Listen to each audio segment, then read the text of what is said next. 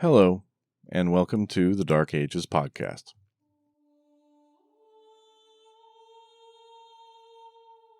Before we started, I wanted to take a moment and acknowledge that at the time of release, the Cardinals will be just about to begin the conclave to elect a new pope.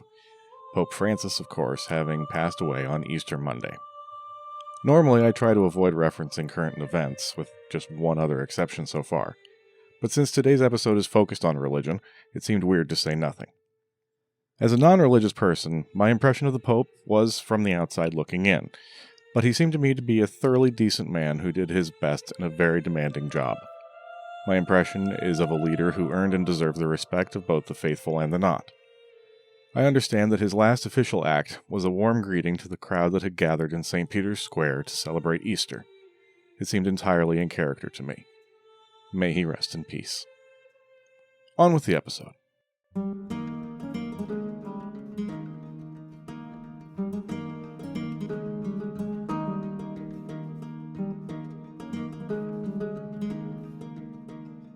This is episode 58, Bishop Gambits.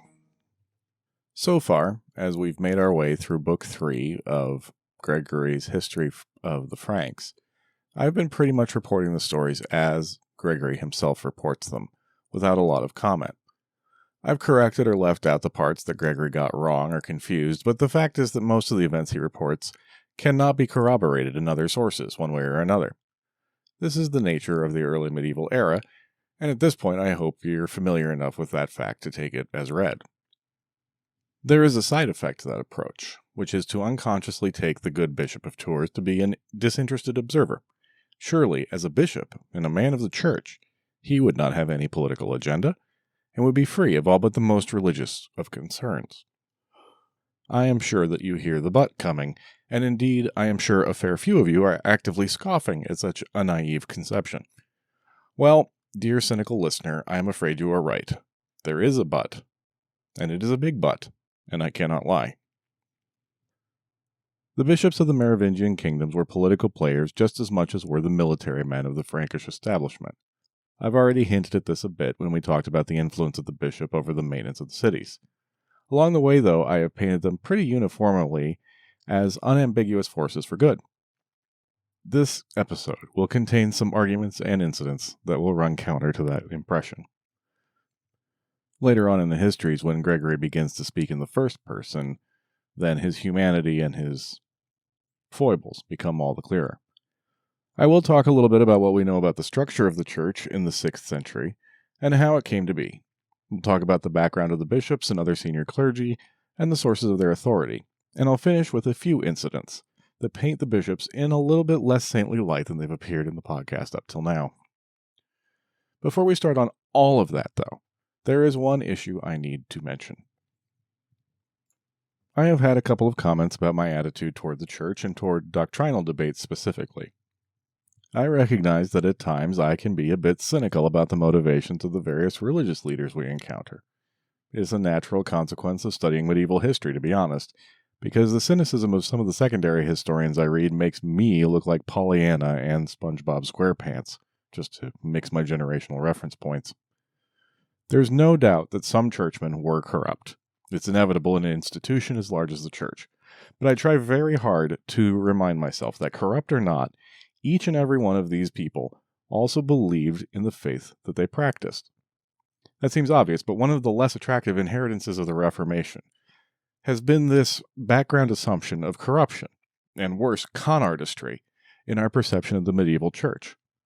I do my best whenever the issue comes up to remember that there is a background of belief that I, as a secular person of the 21st century, have a very hard time feeling or even imagining. As an example, we will talk about relics in this episode. To those of us looking in from the outside, the veneration of relics can seem bizarre. To Gregory of Tours, the bishop and caretaker of the relics of St. Martin, the supernatural power of these remains was obvious. Their effectiveness in accessing the holy was as clear to him as the effectiveness of my microphone is to me. The presence of God and his active intervention in worldly affairs was a fact to Gregory, and indeed the writing of history was, for many, an exercise in demonstrating the fact and explicating the intervention. The clergy and monks were not trying to fool people. They believed what they were saying. That being said, the monks and clergy of the early Middle Ages, just like at any other time in history, were people too. They were just as capable as we are of ambition, of self-deception, and all the various forms of bias, greed, and ex post facto self-justification. We must deal with these characters as people, not characters or caricatures, which can be difficult at this distance. It's a complicated issue, and I am trying my best to share my thoughts on it without making it about the entire podcast, and I feel like I'm failing at that. So maybe just to sum up, that when the religious men in this episode misbehave, in most cases, I am absolutely sure they would have behaved exactly the same way, whether there was a religious angle or not. And that while their religion certainly shaped their worldview, it was not the only thing that did so. Okay? Probably a good idea to just get on with it at this point. Can you imagine the knots I'm going to twist myself into when we get to 622? To start with the church, its structure and history in Gaul, with just a smidge of vocabulary thrown in. This religion stuff is really a specialist subject, and much of it I am learning along with all of you. So if you are more familiar than I am and I get stuff wrong, I am thrilled to be corrected. There is no clear documentary record of the first appearance of Christianity in Gaul. Based on the liturgical rites in use later, it seems likely that the first missionaries were trained in the Eastern churches, like those in Antioch and Jerusalem, though there were certainly also ties to the Roman communities. The first mention in the record is of persecutions at Lyon in 177, which seems to have been the center of faith in Gaul at the time. 48 martyrs originate from that persecution, from every level of society, so Christianity was at least locally making inroads.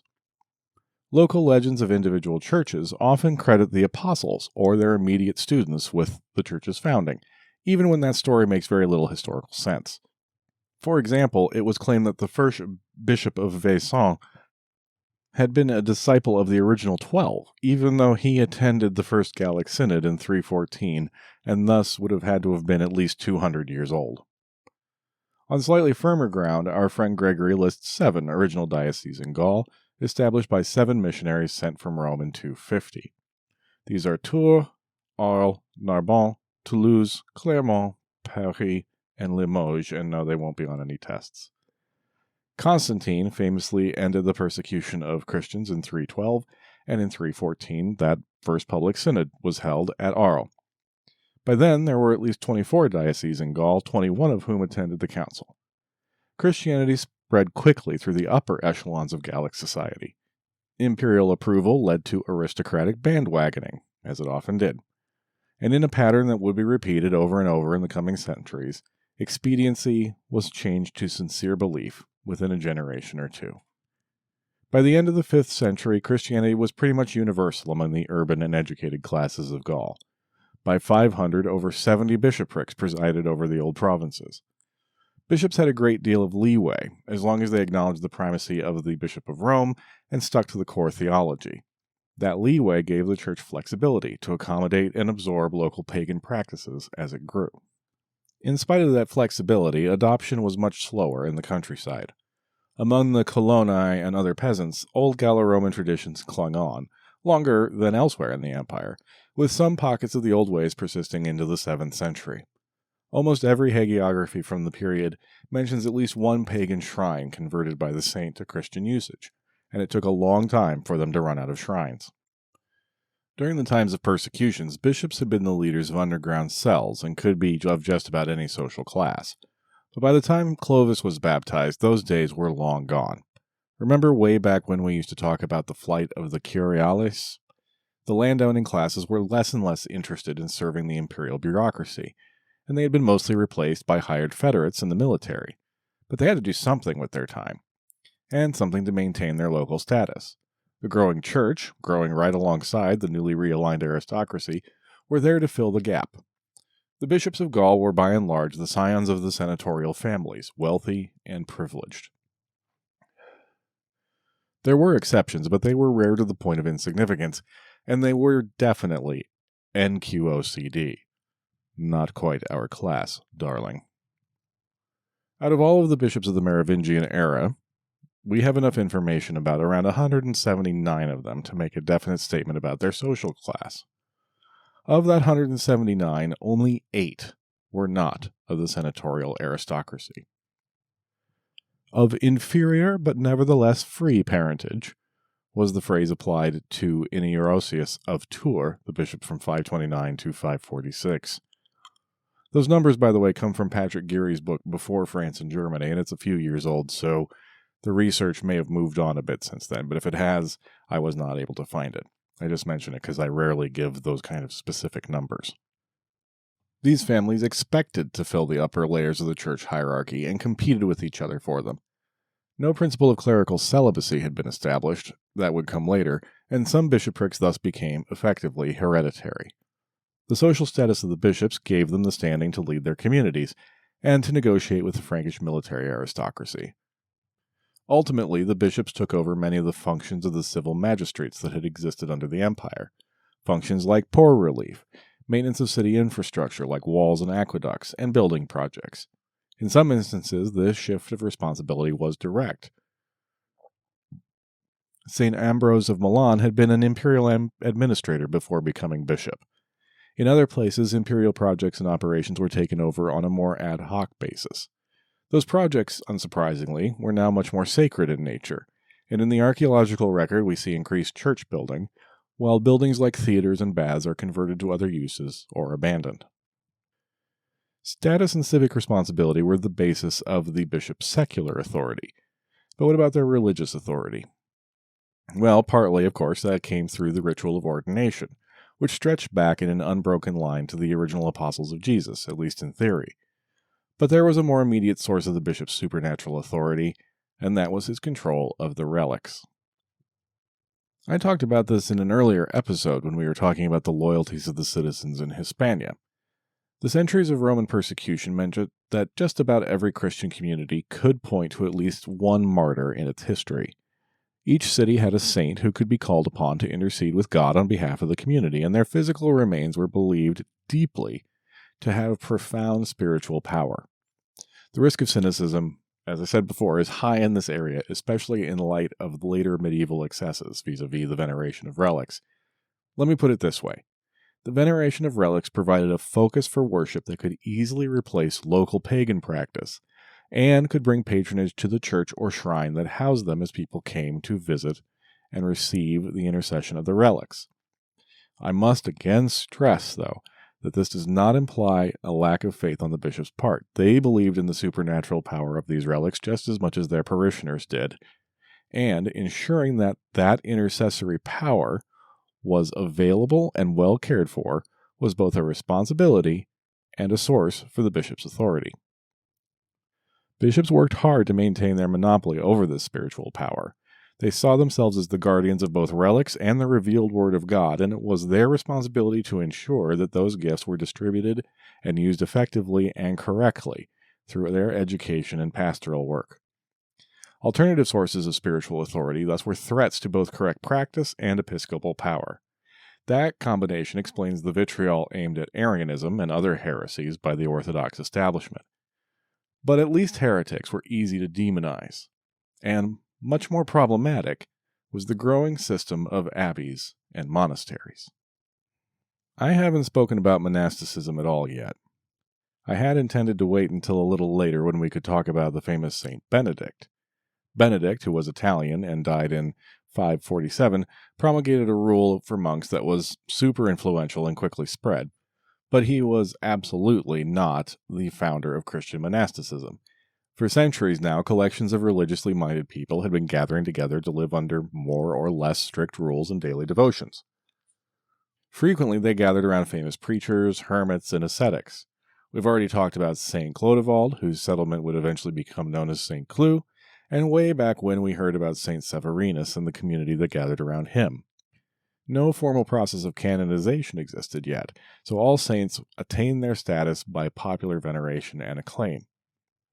As Christianity became more and more embedded among social elites, many of them went on to establish institutions of their own, to provide prayers and charity work, and to live there themselves, or both. Radegund, who we met just a few episodes ago, is an example of that trend.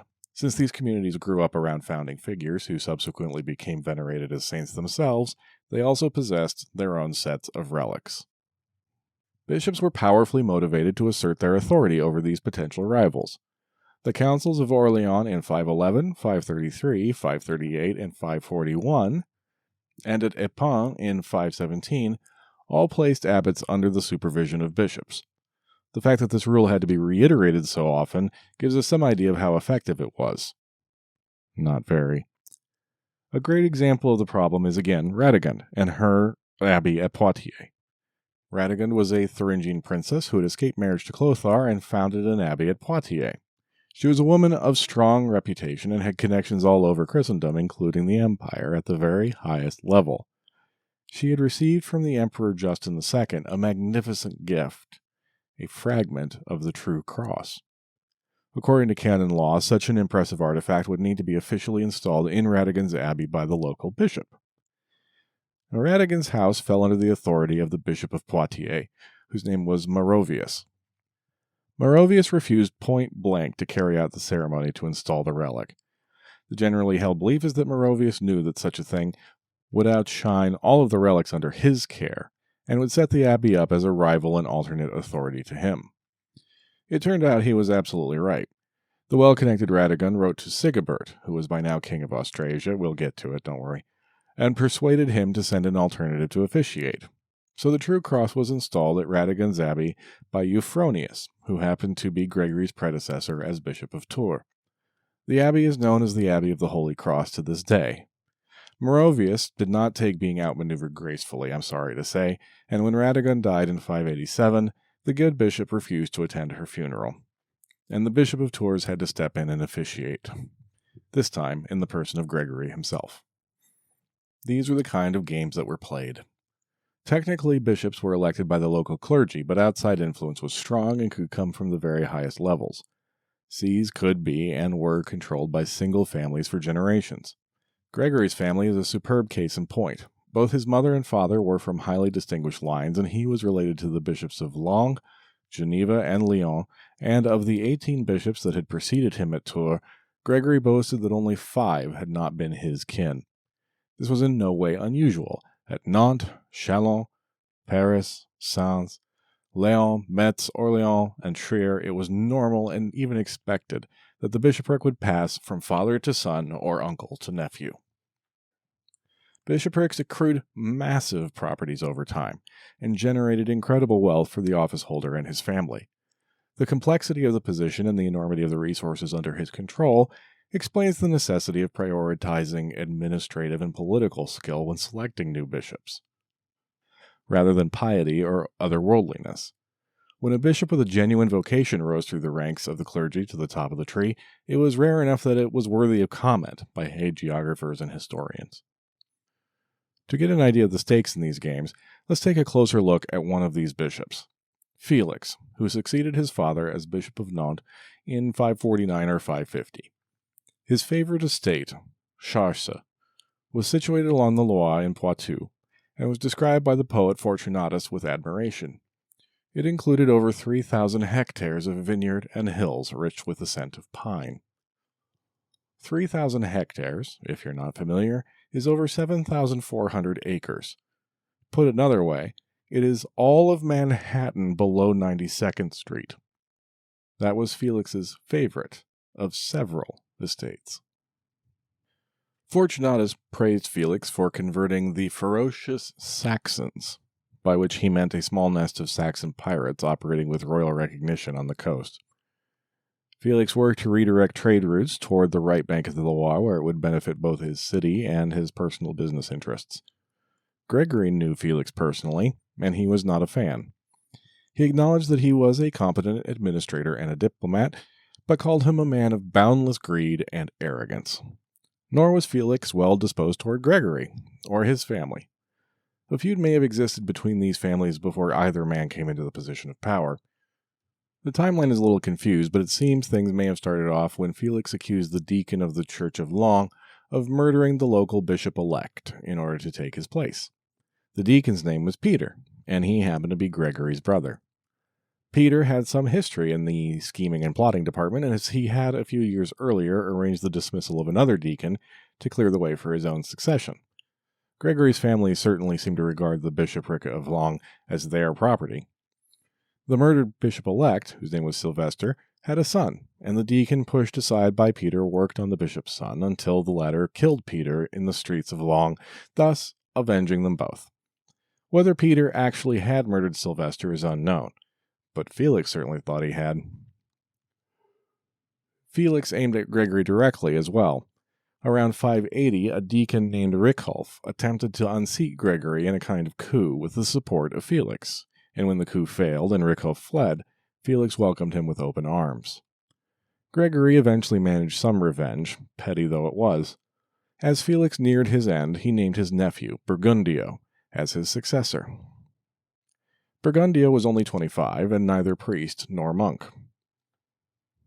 Normally, this kind of thing could be hand-waved away, the metropolitan or archbishop simply tonsuring and consecrating a candidate before he became the bishop. In this case, the metropolitan was Gregory of Tours. Gregory was able to solemnly and without a trace of irony shake his head at the impropriety of the whole thing and block the appointment. It was contrary to the canons, that is to the church law.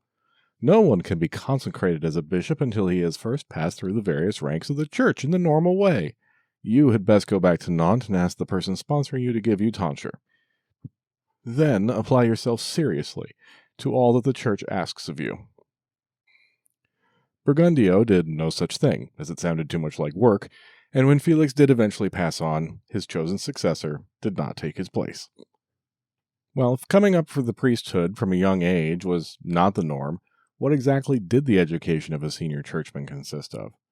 Well, normally, if a young man was being groomed for office, he would be sent to the nearest handy relative who was already in an episcopal seat. He would become part of the bishop's household, and just like a secular householder, the bishop would be responsible for the education and well-being of everyone under his roof. In the case of our aspiring bishop, he would be usually older than was normal for new priests, and his education would be more in the old Roman rhetorical tradition than spiritual or theological instruction. Often candidates would have already moved through the surviving offices of the old Roman cursus horarium, or the provincial administration of the Frankish kingdoms, before making the lateral move into the church. The forms did need to be observed, and minor spiritual orders could be acquired fairly quickly. The applicant would be moved up through the lower ranks of the clergy as quickly as possible, until reaching the levels where competence and personal qualities might begin to affect his ability to perform. The best possible job for the ambitious was archdeacon. The archdeacon managed most of the temporal holdings of the diocese. He was a kind of chief operating officer and chief financial officer in one. It was a strong position to be in when a new bishop was needed, as the archdeacon had access to funds that could be used to grease the election wheel, spreading largesse to clergy, laymen, and even kings in return for their support. Sometimes a deacon might get impatient and attempt to move things along, which is what seems to have happened with Rickulf and Gregory.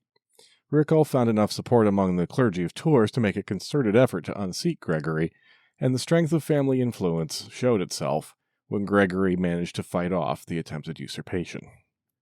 The ideal combination of education, status, experience, and spiritual mindset, though, was to be found in monasteries. An abbot combined the managerial and political skills required to run a monastic institution with the serious religious education that was really only available in a monastery. On top of that, the rules of social class and status were no less important in the religious houses, and most abbots were crumbs from the upper crust. They made very strong contenders for the roles of bishops.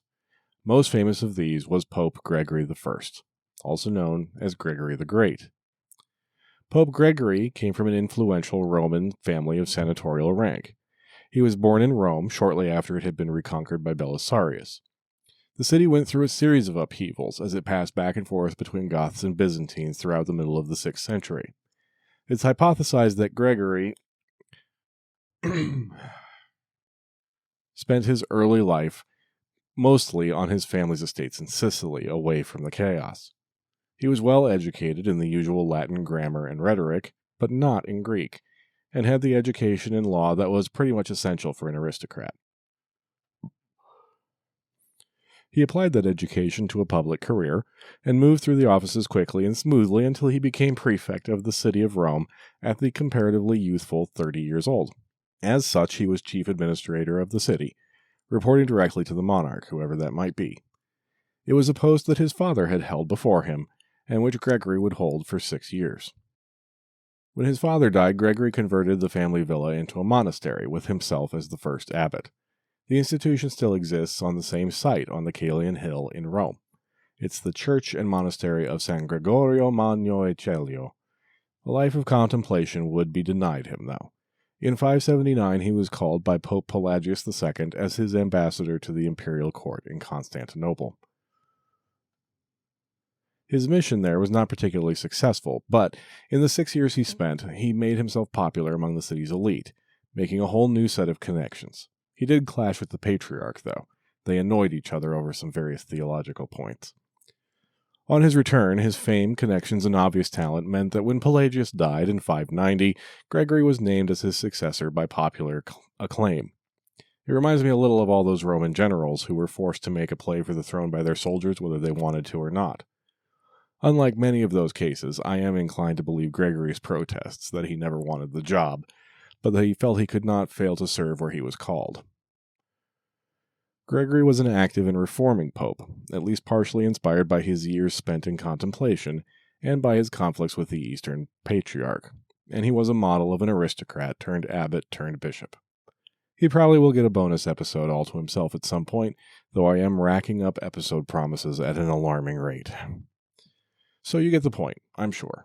By the fall of the West, the days of the small, impoverished community of Christian believers was long gone. In the absence of the empire, the church stood as the most organized, educated, and probably richest institution in Europe.